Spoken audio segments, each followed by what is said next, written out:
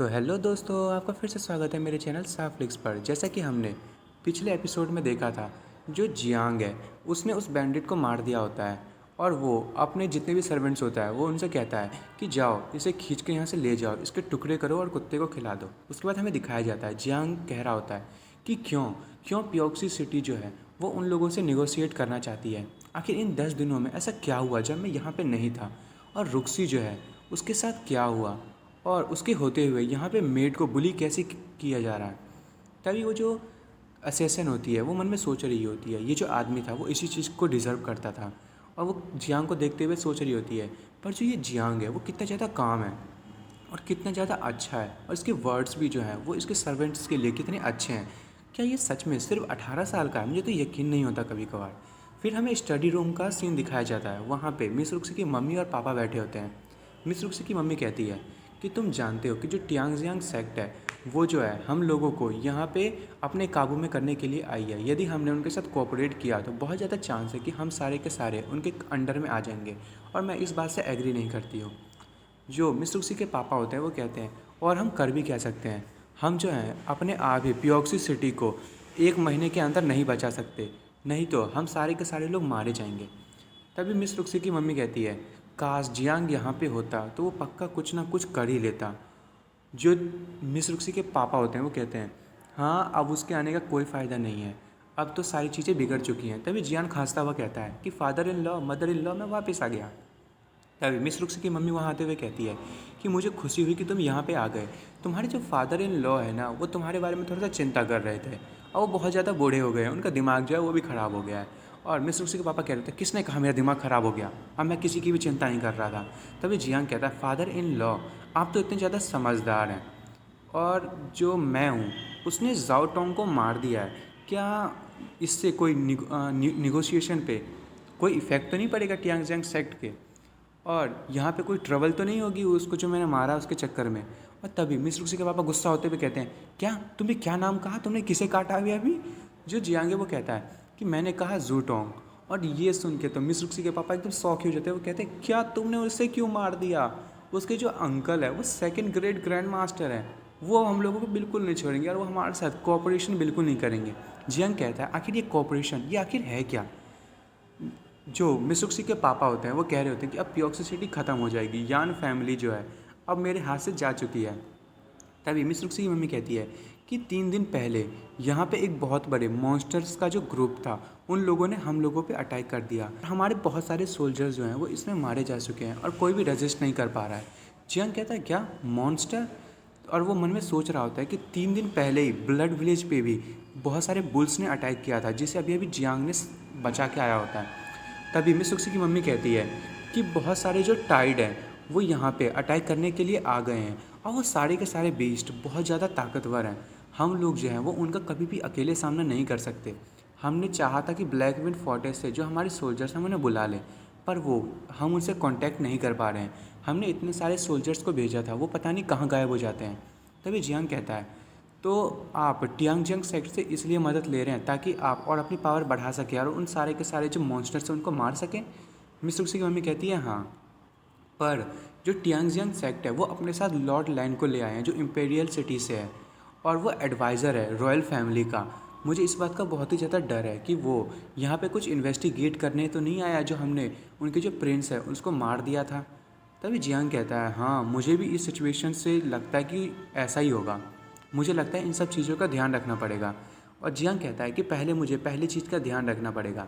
टियांगजियांग sect जो है मुझे इस रेजिडेंस से उन लोगों को 5 दिन के अंदर ही बाहर निकालने की ज़रूरत है। मिस रुक्सी की मम्मी कहती है क्या 5 दिन? क्या तुम 5 दिनों में उन सबको यहाँ से निकाल पाओगे? वो लोग जो है यहाँ पे हम लोगों को हमेशा ऑर्डर देते रहते हैं, और यहाँ पे रुक्सी भी नहीं है। हम लोग जो हैं वो उन लोगों के सामने अकेले खड़े भी नहीं हो सकते। जियांग कहता है आप लोगों की चिंता करने की ज़रूरत नहीं है, मेरे को बस कुछ अरेंजमेंट्स करने की ज़रूरत है। और जियांग कहता है कि आखिर रुक्सी के साथ हुआ क्या है? मिस रुक्सी की मम्मी कहती है उसको जो है कोई फिज़िकल प्रॉब्लम तो नहीं है, पर वो जो है वो अपने रूम में ही है आजकल, वो वहाँ से बाहर नहीं निकलती। जो मिस रुक्सी के पापा है वो कहते हैं जब तुम यहाँ पे आ गए हो तो तुम्हें खुद वहाँ पे जाके मिलना चाहिए। जो जियांग है वो कहता है ठीक है, और वहाँ से चला जाता है। और वो मिस रुक्सी के कमरे में एंटर करता है और कहता है रुक्सी? और ये सुन के जो मिस रुक्सी है वो कहती है मेरा हस्बैंड वो आ गया, और उसके हाथ में एक जो जियांग सा दिखने वाला एक डॉल टाइप का होता है, और वो जियांग के पास आते हुए कहती है कि तुम घर आ गए, और वो जियांग के गले लग जाती है। और जियांग जो है वो मन में सोच रहा होता है आखिर ये कर क्या रही है, और ये तो जो है वो 6th ग्रेड पे पहुंच चुकी है, ये तो बहुत ही ज़्यादा ताकतवर हो गई है, इसकी पावर लग रहा है बहुत ज़्यादा बढ़ गई है। और मन में वो कह रहा होता है कि लगता है इसके साथ कुछ ना कुछ तो गड़बड़ है, और वो कहता है कि तुम इतनी ज़्यादा डोमिनेंट क्यों हो आज। तभी मिस रुक्सी जियांग को किस करने के लिए आगे बढ़ती है, पर जियांग जो है वो उसे हटाते हुए कहता है 1 मिनट रुक जाओ। और वो कहता है आखिर तुम्हारे साथ क्या प्रॉब्लम है। मिस रुक्सी कहती है कि हस्बैंड क्या तुम्हें ये नहीं चाहिए, और वो उसका गला लगते हुए कहती है कि तुम जब से गए हो मुझे जो है वो बहुत ज़्यादा रिग्रेट था। और जियांग जो है वो महसूस कर रहा होता है कि उसकी जो बॉडी है वो बहुत ज़्यादा ठंडी पड़ गई होती है। और जो मिस रुक्सी है वो कहती है कि मुझे नहीं पता चल रहा था कि मेरी लाइफ में इतने ज़्यादा रिग्रेट्स क्यों हैं। तभी जियांग कहता है कि ठीक है, पहला कदम मैं उठाऊंगा। और दोस्तों, पहला कदम वही कदम है जो आप इस सिचुएशन को देख के पता कर सकते हो। पर जो है वो हमारे अरमानों पे पानी गिरता हुआ अपना जो ब्लैंकेट है वो उठाता है और उससे रुक्सी को ढक देता है, और कहता है कि यहाँ की जो हवा है वो बहुत ज़्यादा ठंडी है। आखिर जो तुम्हारा स्नो हार्ट है उसके साथ क्या हुआ, वो आउटब्रेक करने वाला है। जो मिस रुक्सी है वो कहती है कि जब तुम यहाँ से चले गए थे उसके कुछ टाइम के बाद ही ये हुआ है, और मेरा जो हार्ट है वो सच में आउटब्रस्ट होने वाला है, वो बस थोड़ा सा ही हुआ है, पर चिंता मत करो, मैं ठीक हो जाऊंगी। और जियांग मन में सोच रहा होता है कि मैंने पहले भी नोटिस किया था जो मेरी वाइफ है उसके पास बहुत ही ज़्यादा जो रेयर हार्ट होता है वो है, जो स्नो हार्ट टाइप का, वो जो उसका हार्ट है वो एक स्नो टाइप का है।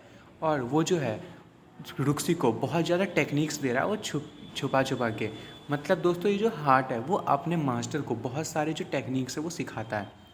और जियांग कह रहा होता है कि अगर जो स्नो हार्ट है इसको कुछ टाइम के बाद ठीक नहीं किया तो ज़्यादा चांस है कि इसको जो हार्ट है वो फट जाए और जो मिस रुक्सी है वो मर जाए।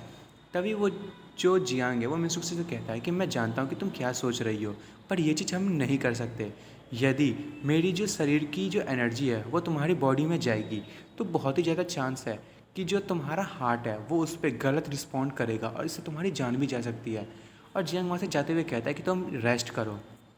और मिस रुक्सी रोते हुए कहती है तुम क्या बेवकूफ़ हो। तभी जियांग सूरज को देखते हुए कहता है ओए अपनी गर्मी कम कर और चुपचाप कहीं जाके छुप जा। और सूरज भी एटीट्यूड में कहता है चल मुंह बंद रख। और उसके बाद जियांग वहाँ से जाने लगता है। वो कहता है ये तो बहुत ही ज़्यादा बड़ी प्रॉब्लम हो गई है, मुझे लगता है कि ब्लैक रॉक माउंटेन पे जाके कुछ मेडिसिन को ढूंढनी पड़ेगी। और वो एक कमरे में बैठ के अपनी सोल को अपनी बॉडी से अलग कर लेता है, और वो कहता है कि मुझे लगता है कि टियांगजियांग सेक्ट पे नज़र रखने का यही सबसे अच्छा तरीका है।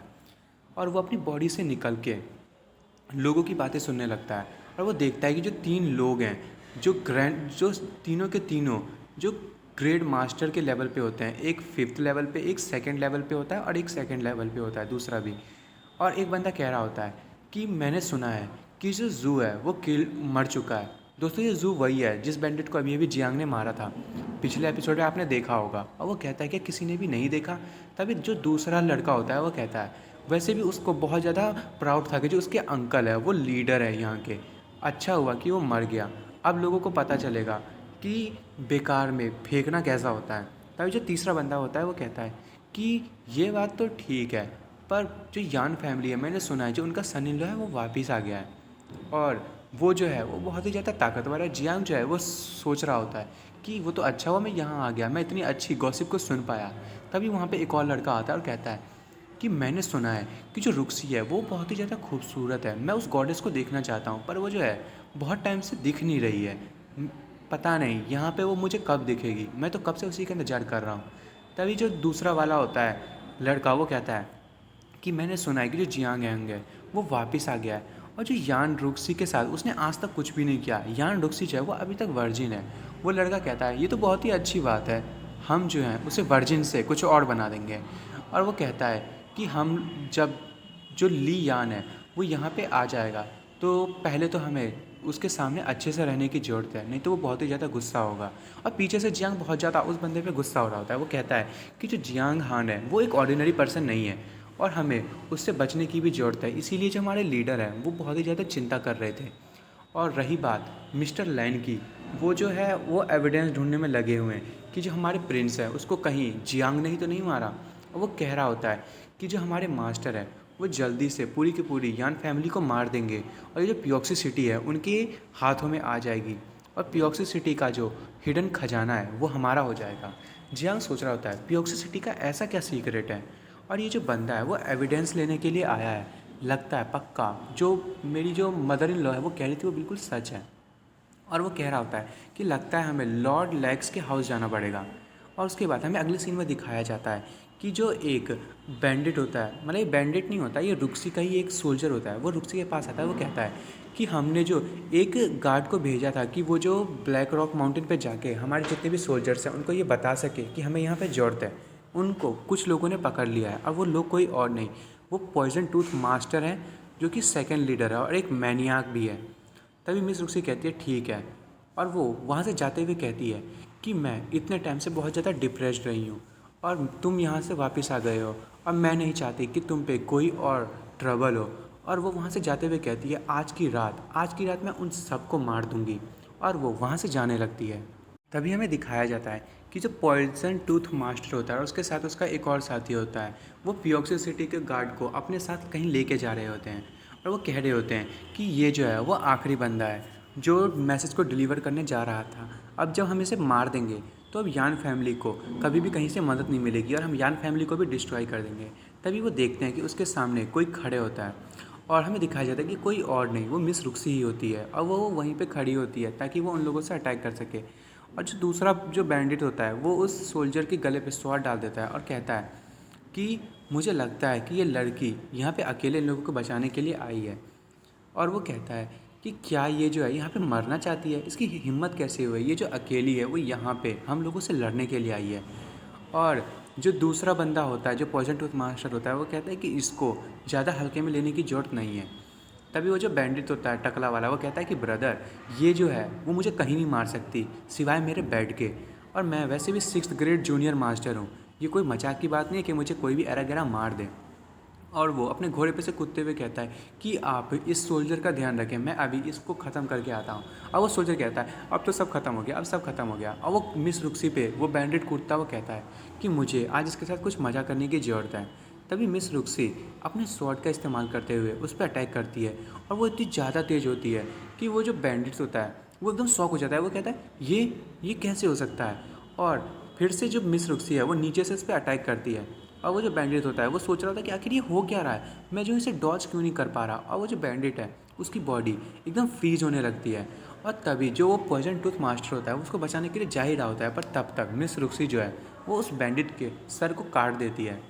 और वो पॉइजन टूथ मास्टर जो है वो देखता ही रह जाता है। तभी वो जो टकला है वो मरते हुए कहता है कि आखिर ये हो कैसे सकता है, मैं एक लड़की के हाथों से मर गया।